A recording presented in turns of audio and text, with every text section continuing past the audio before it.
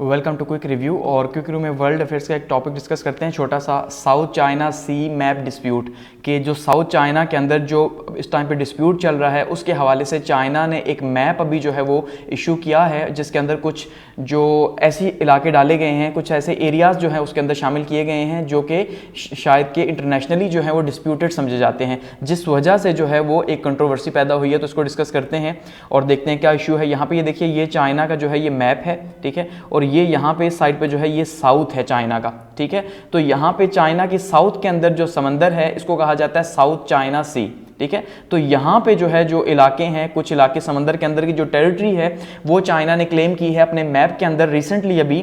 तो उसके ऊपर जो है कुछ रीजनल कंट्रीज जो हैं जैसे इंडिया है, फिलिपाइन है, ताइवान है, इंडोनेशिया है, इन्होंने जो है कुछ कंसर्न्स जो है वो शो किए हैं। तो इनको डिस्कस करते हैं।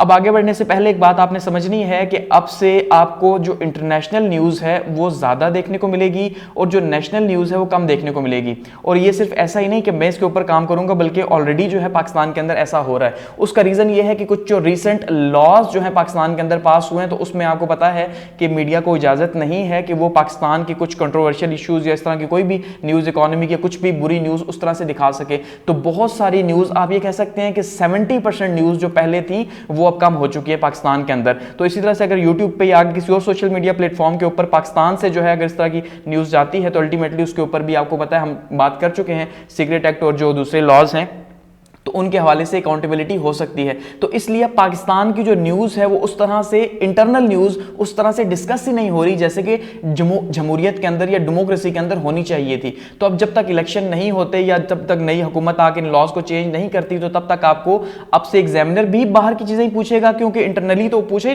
नहीं दे रहा, क्योंकि डिस्कस नहीं हो रही, ठीक है। तो ये आपने दिमाग में रखना है। आगे बढ़ते हैं। अब यहाँ पे जो है किन किन ममालिक ने कंसर्न शो किए, फिलिपाइन ने जो है वो शो किए हैं, मलेशिया ने, ताइवान ने, वियतनाम ने, चाइना का रिस्पॉन्स है, और साथ में इंडिया ने जो है, इन ममालिक ने जो है वो क्या किया जी, क्रिटिसिज्म किया है और तनकीद की है चाइना के ऊपर, उसके न्यू मैप के ऊपर। अब ये जो टेंशन्स हैं क्या हैं, सबसे पहले ये समझते हैं कि जो साउथ चाइना सी है वो हमेशा से ही आपको पता है कि उसके अंदर जो है वो इश्यूज लगे हुए हैं, क्योंकि वो जो सी का एरिया है उसके ऊपर बहुत से साइडों के जो मालिक हैं, तकरीबन हर कंट्री जो है, चाहे उसमें फिलिपाइन है, मलेशिया है, ताइवान है, वियतनाम है, ठीक है। तो अब जैसे इंडिया भी आपको देखने को मिल रहा है, तो ये सारे वहां पे क्लेम करते हैं, क्योंकि इंडिया का वहां टेरिटरी के ऊपर क्लेम नहीं है, लेकिन एक रीजनल पावर होने की हैसियत से क्लेम जरूर है। तो ऐसे में जो है ये डिस्प्यूट यहां पे मौजूद है। अब जो न्यू मैप जो है चाइना का जो शो हुआ है वो क्या बता रहा है जी, उसके अंदर कुछ जो एरियाज शामिल किए गए हैं उसकी वजह से ये डिस्प्यूट जो है सामने आई है। तो साउथ चाइना के अंदर जो डिस्प्यूटेड लाइन शामिल की गई वो क्या है जी, कंट्रोवर्शियल लाइन है 9th डैश लाइन। ये जो 9th डैश लाइन है इसको कंट्रोवर्शियल लाइन समझा जाता है। अब ये कौन सी 9 डैश लाइन है, इसको अगर देखें आप जहां पे, तो देखिए ये जो है ना आपको दिखाई देगा यहाँ पे, ये जो पूरी की पूरी लाइन यहाँ पे देखिए ये चाइना है, ठीक है, और ये इसके साथ में रीजनल कंट्रीज हैं छोटे छोटे। तो ये पूरे का पूरा समंदर है चाइना का, ठीक है। तो ये है द 9th डैश लाइन। ये जो यहाँ पे आपको लाइन दिखाई दे रही है ये सारी की सारी 9 डैश लाइन है, और चाइना इस सारी को क्लेम कर रहा है। इसका मतलब ये जितना समंदर है ये चाइना कह रहा है मेरा है। इस वजह से यहाँ पे हांगकांग है, ताइवान है, जितने भी फिलिपाइन है, इंडोनेशिया है, वियतनाम है, ठीक है, जितने कंट्रीज है यहाँ वो सारे के सारे इसके ऊपर क्लेम करते हैं कि भाई ये एरिया हमारा है अपने एरिया के अंदर, लेकिन चाइना इस सारे के ऊपर क्लेम कर रहा है। तो इस वजह से यहां पे डिस्प्यूट है। तो इसने अपने मैप जो बनाया है उस मैप के अंदर इस एरिया को भी शामिल किया है। तो इस वजह से उस एरिया को शामिल करने की वजह से जो है डिस्प्यूट जो है सामने आई है, और उस वजह से जो है फिर ये जो ममालिक हैं, इन ममालिक ने जो रिजेक्ट कर दिया चाइना का जो न्यू मैप है, और जो क्लेम कर रहा है कि भाई ये इलाके भी मेरे हैं, उन इलाकों को रिजेक्ट कर दिया। अब किस किस ने किया, जो फिलिपाइन है उसने, फिलीपींस ने भी इसके ऊपर सबसे पहले जो है रिजेक्ट किया है। उसने चाइना की जो मैप है उसको ये बात कही है कि भाई ये जो है ये एक बहुत ही नॉन सीरियस एक मैप है, और ये चाइना ने जो क्लेम किया है ये इंटरनेशनल लॉ के खिलाफ है, क्योंकि इंटरनेशनल लॉ इसको डिस्प्यूटेड मानता है अल्टीमेटली इंटरनेशनली। तो ये चाइना ने क्यों शामिल किया, ये फिलीपींस का कहना है। और साथ में उसने 2016 की जो आर्बिट्रेरियल रूलिंग है उसका भी जो है वो हवाला दिया कि भाई उसके तहत चाइना यहाँ पे क्लेम नहीं कर सकता, इसलिए ये फिलीपींस का जो है वो कहना है। मलेशिया जो है वो भी इसी तरह से उसने कहा कि भाई ये जो नया जो इशू है ये डिप्लोमेटिकली उसने प्रोटेस्ट भी की है ये चाइना के खिलाफ कि भाई आपने ऐसा क्यों किया, क्यों जो है नया मैप दिखाया इस तरह से। और बताया है कि भाई ये जो इलाके हैं ये सेंसिटिव हैं, इसलिए ये सेंसिटिव इसीलिए हैं क्योंकि ये डिस्प्यूटेड है, तो आप इसको शामिल नहीं कर सकते। इसी तरह से ताइवान जो है उसने इस बात को रिजेक्ट किया है, उसने भी जो है वो क्या किया जी, प्रोटेस्ट किया चाइना से और कहा है कि ये इलाके जो है वो हमारे हैं, ये जो है कंट्रोवर्शियल है, आप इसको शामिल नहीं कर सकते। वियतनाम जो है उसने भी इसी तरह से इसके ऊपर इश्यूज जो है वो शो किए हैं।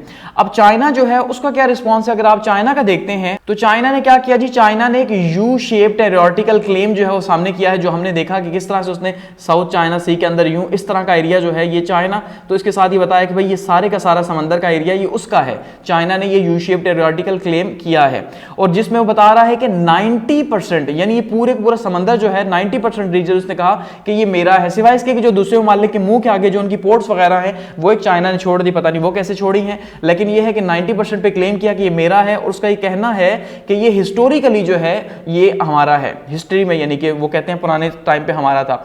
तो ये इलाका काफी ज्यादा, आपको पता है वैसे ही साउथ चाइना सी जो है ये काफी ज्यादा सेंसिटिव एरिया है। क्यों सेंसिटिव एरिया है? क्योंकि यहां पे ट्रिलियंस ऑफ डॉलर्स की ट्रेड होती है हर साल, तो सालाना ट्रिलियंस ऑफ डॉलर्स की ट्रेड होती है, जिस वजह से ये एरिया इसको हमेशा से जो है वो ओपन रखना ही जो है वो हर एक की ख्वाहिश है। तो जब हमने लास्ट टाइम बात की थी कि साउथ चाइना के अंदर जो है या पैसिफिक के अंदर, इंडो पैसिफिक के अंदर जो स्ट्रेटजीज जो है वर्ल्ड पावर्स बना रही हैं, तो उनके हवाले से ये काफी ज्यादा इंपॉर्टेंट है।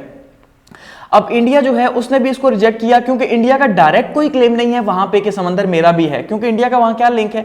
लेकिन यह है कि क्योंकि इंडिया एक रीजनल पावर है, तो रीजनल पावर होने की वजह से और खास करके इंडिया का होता है चाइना के साथ बिल्कुल नहीं लगती, और इसी तरह से चाइना ने जो बॉर्डर एरियाज हैं इंडिया के साथ उनके ऊपर भी क्लेम किया, तो वहां पर भी इंडिया ने रेजिस्टेंस शो की और उसके ऊपर भी इंडिया ने कहा है कि भाई हम इसको नहीं मानते, और डिप्लोमेटिकली या डिप्लोमेटिक चैनल्स के थ्रू जो है इंडिया ने क्या किया जी, अपनी प्रोटेस्ट जो है लॉन्च की है।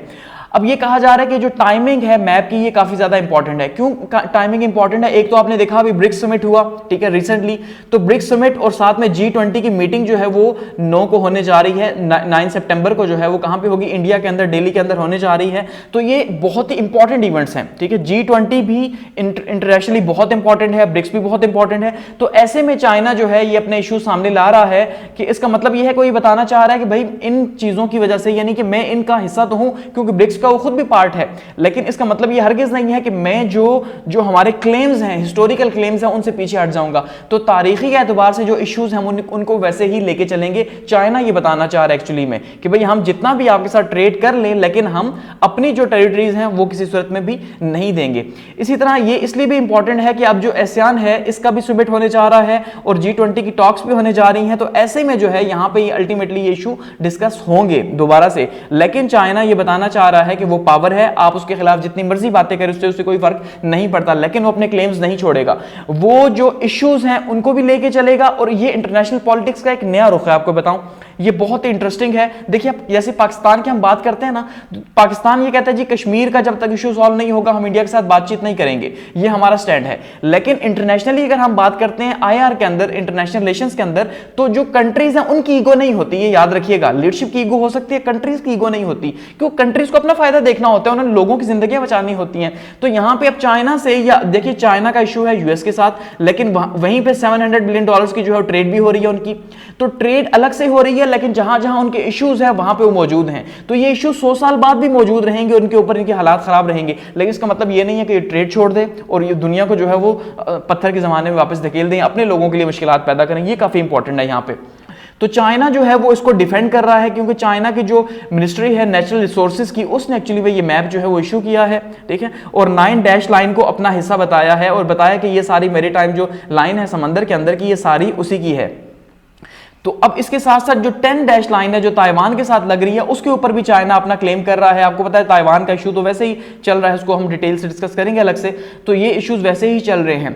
अब चाइना ने अपनी पोजीशन इसके ऊपर डिफेंड की है, ये नहीं बताया कि भाई ये गलती हो गई है, कुछ हो गया, उसने कहा नहीं, ये हिस्टोरिकली हमारे हैं, तो हम इनके ऊपर स्टैंड करते हैं, हम समझते हैं कि इलाके हमारे हैं, आज नहीं तो कल हम इन्हें हासिल करेंगे। तो चाइनीज जो अथॉरिटीज हैं उन्होंने इसके ऊपर आर्गू किया मैप के ऊपर कि भाई ये हमारे इलाके और हम इनको हासिल करेंगे। तो एट द एंड अगर हम कंक्लूड करते हैं तो हम देखते हैं कि ये जो साउथ चाइना का जो इशू है ये काफी ज्यादा आगे बढ़ रहा है और हम देख रहे हैं कि मल्टीपल कंट्रीज जो हैं अब इसके अंदर हमें कहीं ना कहीं देखने को मिल रहे हैं कि मल्टीपल कंट्रीज के थ्रू ये इशू कल को बड़ा बन सकता है। जैसे कहा जा रहा है कि भाई थर्ड जो वर्ल्ड वॉर है शायद वो यहां से स्टार्ट हो सकती है, एक क्लेम किया जा रहा है। इसी वजह से जो है वो सारी सुपर पावर्स जो है वो इंडो पैसिफिक ओशन के अंदर खुद को क्या कर रही हैं, बहुत ज्यादा स्ट्रॉन्ग कर रही हैं और उनकी डिफरेंट स्ट्रेटेजीज हैं। इवन अभी इंडिया, पाकिस्तान ने और चाइना ने भी जो है एक मीटिंग बिठाई है और उसके अंदर उन्होंने डिस्कस किया है कि भाई हम अपनी इंडो पैसिफिक स्ट्रेटेजी मुश्तरका तौर पे क्या रख सकते हैं, क्योंकि पाकिस्तान का फिलहाल इंडो पैसिफिक के अंदर कोई क्लेम नहीं है, लेकिन चाइना का तो है। लेकिन पाकिस्तान चाइना का दोस्त है, इसलिए पाकिस्तान और चाइना यहां पे मिलकर इंडो पैसिफिक के अंदर अपनी एक स्ट्रेटेजी बनाने जा रहे हैं। तो जब वो बनेगी उसको भी हम डिस्कस करेंगे। तो अब ये जो नया मैप है चाइना का, इसने क्या किया जी, दोबारा से इंटेंसिफाई कर दिया। फर्दर जो यहां पे डिस्प्यूट है उसको मजीद हाईलाइट किया है कि भाई ये पीसफुली रिजॉल्व शायद नहीं हो सकती। तो इसका जो सोल्यूशन है वो हमें जंग की शक्ल में ही हमें देखने को मिल रहा है, या कुछ ऐसा सोल्यूशन देखने को मिल रहा है जो शायद कि दुनिया के लिए बेहतर ना हो। तो अब अगर इसका एक ही सोल्यूशन है कि चाइना जो है वो क्या करता है जी, इंटरनेशनल लॉ को मान लेता है और उसके अकॉर्डिंगली यहां पे अगर सोल्यूशन निकलता है फिर तो पॉसिबल है। लेकिन अगर ऐसा नहीं होता और चाइना इंटरनेशनल लॉ को नहीं मानता, वायलेट करता है, तो फिर अल्टीमेटली ये इलाका इसी तरह से डिस्प्यूटेड ही रहेगा। तो ये जो है वो साउथ चाइना सी मैप का इश्यू है।